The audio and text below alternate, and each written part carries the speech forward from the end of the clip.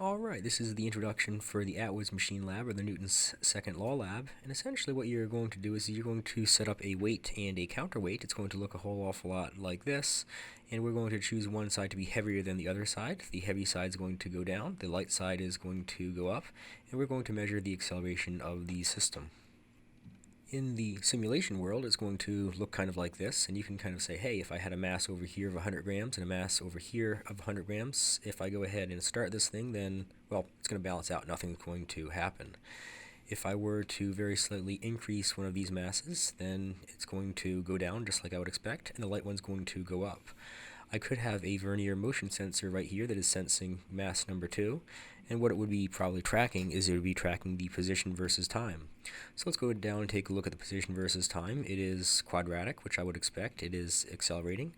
And if I were to look at the velocity versus time, it is linear, which I would expect. And I would also expect the slope of velocity versus time to be the acceleration.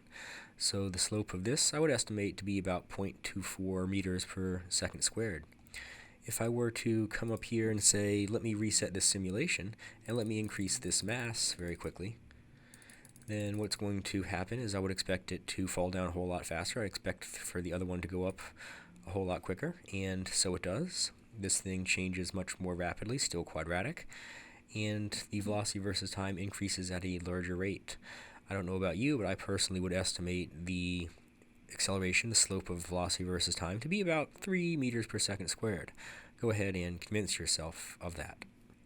So here's what we need to do this lab. You need a computer with Logger Pro, and you need a string. And how much string? Well, my recommendation is going to be about a body's length. You need a mass set, and you also need this ring stand. So I'm going to pop open a picture of the lab and show you where to find those just right now. And lastly, we need a vernier rotary motion sensor. This is different than the motion sensor that the simulation had, but you could kind of picture if I had a little motion sensor right here that would be sensing this mass, then there's a really good chance that this mass is going to be coming down over here, putting my motion detector in grave danger of being hit. So what I'm choosing to do is I'm choosing to do a measurement of some angular quantities, and we're going to go ahead and convert these angular quantities to linear quantities.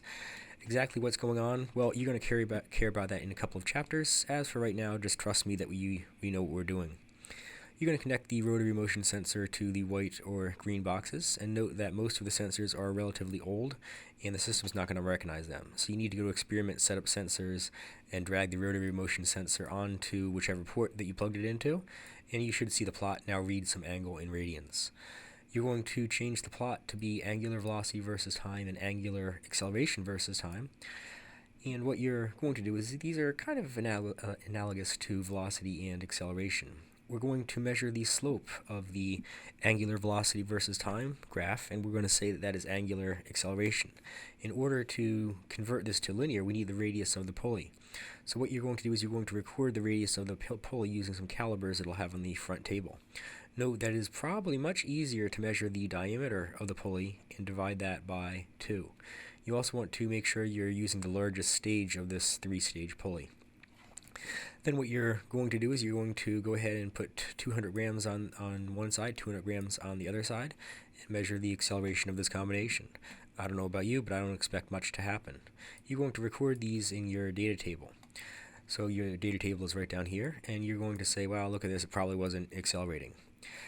As for these two columns, I know you really want to fill them out, but we're going to hold off on doing these in just a little bit. You're going to grab yourself a single washer out of that Maxwell house can. You're going to measure the mass of it. The masses are roughly 26 grams, but they're all not quite the same. And you're going to stick that onto mass number 1.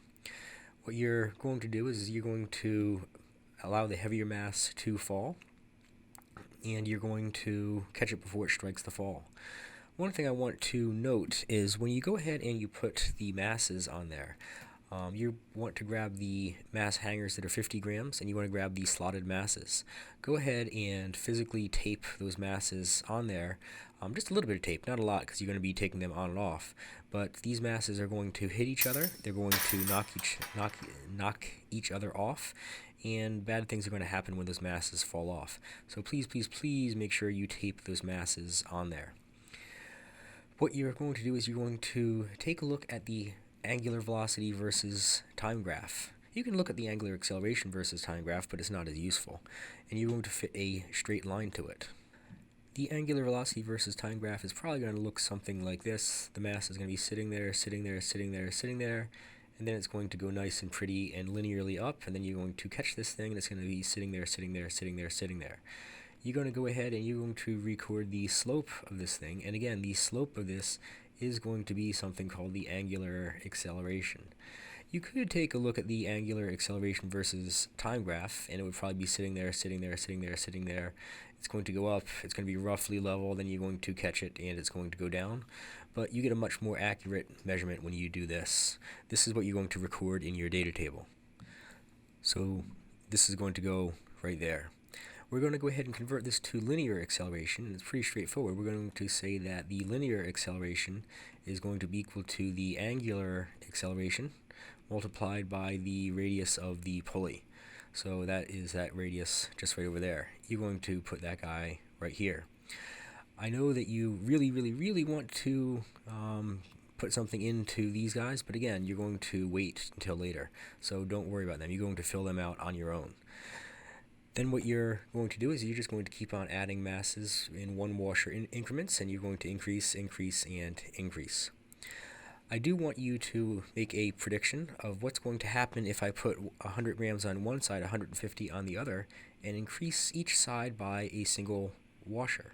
Will the acceleration of the system remain a constant? Again, this is a prediction. I don't care if you're right or wrong. More likely than not, you're going to guess wrong, but make a prediction on it. Then you're going to do the experiment. You're going to go ahead and you're going to put 150 grams on one side, and you're going to put 100 grams on the other side, and then you're going to add one washer, you're going to add a washer, you're going to add another one, you're going to add another one, and so on and so forth. Again, these guys right here, you're going to hold off until you do the analysis, until you actually do these guys. So go ahead and write later here. After that, then you have all the data, and you can do all of the rest of this on your own. When it comes to the analysis, you've already done this once in the lecture problem. Go ahead and humor me and just try to do it without looking at what you did. What I want you to do is I want you to go ahead and draw the free body diagrams, write Newton's second law, and give me the acceleration using just mass 1, mass 2, and gravity. I don't want to see the tension in there. I also don't want to see numbers because you're going to use this expression to fill out the data table. Then you just go ahead and calculate a percent error and think about some reasons why the theoretical acceleration is different than the experimental.